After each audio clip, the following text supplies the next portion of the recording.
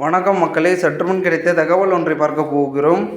ஆண்டுக்கு 3 விலையில்லா சிலிண்டர், மகளிர்களுக்கு கட்டணமில்லா பேருந்து, முதலமைச்சர் விஜய் அறிவிப்பு. திடீர் தகவல். இந்த ஒரு தகவலை பற்றி தான் நாம் பார்க்க போகிறோம்.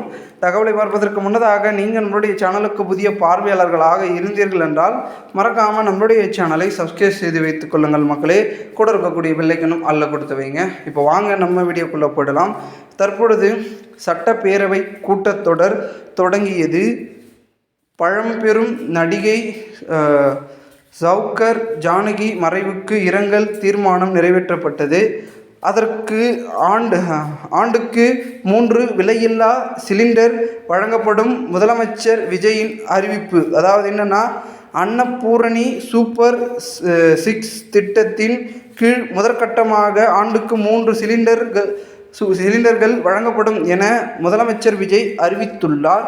இத்திட்டத்தில் கீழ் அந்த சிலிண்டர்களுக்கான தொகை பயனாளிகளின் வங்கி கணக்கில் செலுத்தப்படும் என தெரிவிக்கப்பட்டுள்ளது.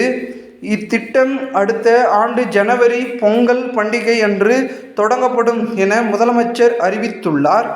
விவசாய நிலங்களில் பாதிக்கப்படாத வகையில் பரந்தூர் விமான நிலை பணிகளை கைவிட அரசு முடிவு செய்துள்ளதாக முதலமைச்சர் விஜய் அவர்கள் அறிவித்துள்ளார்.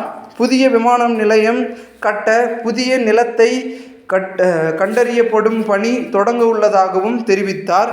மகளிர்களுக்கான வெற்றி பயணம் திட்டத்தின் கீழ் அனைத்து பேருந்துகளிலும் மகளிருக்கு கட்டணமில்லா பயணம் விரிவுபடுத்தப்படும் என முதலமைச்சர் விஜய் அவர்கள் அறிவித்துள்ளார். வரும் அக்டோபர் 2ஆம் தேதி முதல் இத்திட்டம் அமல்படுத்தப்படும் எனவும் அறிவிப்பையும் அறிவித்துள்ளார் முதலமைச்சர் விஜய்.